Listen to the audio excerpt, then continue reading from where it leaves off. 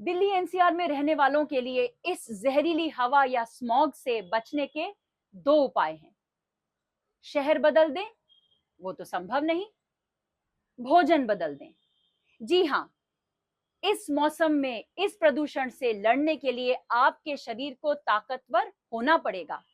आप पढ़ रहे होंगे, डॉक्टर्स और पर्यावरणविद बोल रहे हैं कि किस तरीके से ये इम्पैक्ट हमारे शरीर पर पड़ रहे हैं। रेस्पिरेटरी एलिमेंट्स हो रहे हैं, मूड डिसऑर्डर्स हो रहे हैं, बोन्स में पेन हो रहा है, मस्कुलर पेन हो रहा है, कुछ भी अच्छा नहीं लग रहा है।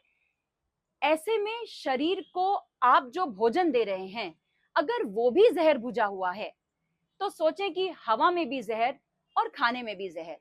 जहर यानी पेस्टिसाइड्स, जहर यानी केमिकल्स, वो वीडिसाइड्स, वो प्रेजर्वेटिव्स, वो केमिकल्स, वो हार्मोन्स जो साधारण खेती में उगने वाले पौधों के जरिए, उनके फलों के जरिए हमारे शरीर में जा रहे हैं, वो हमें अंदर से कमजोर कर रहे हैं।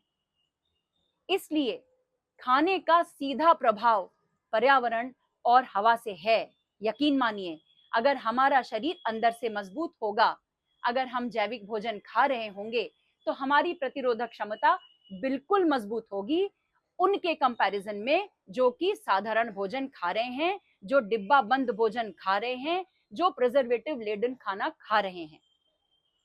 गंभीरता से इस बात को सोचिए।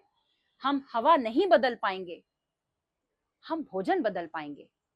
तो हमें हमारी फूड चॉइसेस को फिर से एक बार देखना होगा। भोजन सिर्फ पेट नहीं भरता है, भोजन शरीर बनाता है। भोजन हमको बीमारी से लड़ने की शक्ति प्रदान करता है। तो भोजन को हम एक टूल की तरह देखें जो हमारे परिवार के लिए, हमारे बच्चों के लिए, हमारी आगे की जनरेशन के लिए एक बहुत इंपॉर्टेंट एलिमेंट है हमारे रोज के जीवन में। इसको हल्के में मत लीजिए। जैविक भोजन अगर हम रोज खा रहे हैं तो हमारा शरीर मूड एलिमेंट्स में हमें स्ट्रेंथ देगा। हमारा शरीर रेस्पिरेटरी एलिमेंट्स में, उस खांसी जुकाम में, उस क्लॉग्ड नोज में, उन सब में हमें लड़ने की ताकत देगा और बहुत हद तक हमें उस इन्फेक्शन से रोक के रखेगा। इसीलिए eat right and stay healthy.